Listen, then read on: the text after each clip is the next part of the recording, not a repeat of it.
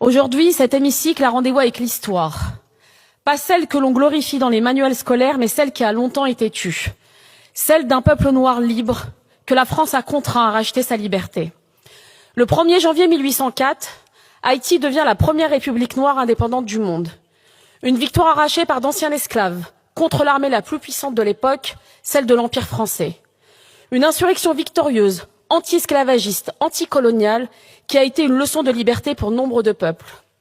La France quittera ainsi Haïti, mais y reviendra en 1825, lorsque Charles X imposera sous menace militaire une rançon de 150 millions de francs or pour indemniser les anciens colons. Pour compenser, dit-on, la perte de ce que la France n'aurait jamais dû posséder, des êtres humains. Ce que la France a fait ce jour-là, c'est une extorsion, c'est une punition, c'est une leçon de soumission infligée à tout peuple colonisé qui osa, 20 ans plus tôt, prendre sa liberté sans permission. C'est la France orgueilleuse, enivrée de désir de domination, qui ne supportait pas l'idée qu'on lui tienne tête. Pourtant, Haïti a payé, et elle a payé jusqu'au dernier centime. Mais elle ne l'a pas seulement fait avec une montagne d'argent, elle l'a fait avec ses terres bradées, avec son économie saignée et avec ses générations sacrifiées. Cette dette n'était pas un contrat, c'était une camisole. Et pour y faire face, Haïti n'a eu d'autre choix que de replonger dans l'engrenage de l'endettement. Auprès des banques françaises d'abord, britanniques ensuite, puis américaines, livrant jusqu'à ses recettes douanières à des créanciers étrangers. L'indépendance arrachée par le sang a été rachetée au prix fort, non pas pour la liberté, mais pour rester debout. C'est cela la double dette. Une première dette imposée par les chaînes de l'esclavage, une seconde scellée par les chaînes de la finance. Haïti a brisé les fers du maître, mais la France lui a mis les chaînes de la dette et elle en paie encore le prix. Cette dette n'est pas un chapitre clos, c'est la matrice d'un désastre.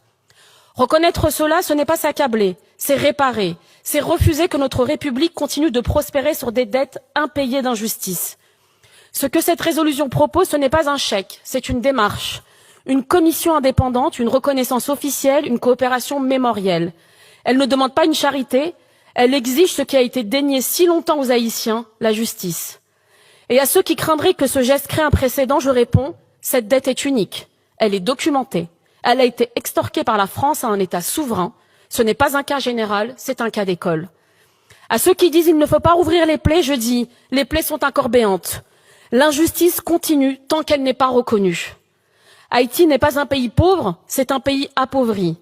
Un pays que l'on a méthodiquement privé de ses ressources, sucre, café, tabac, de ses moyens et de son droit à l'autodétermination.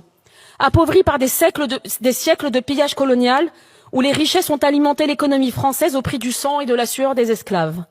Appauvri ensuite par une dette imposée sous la menace des canons,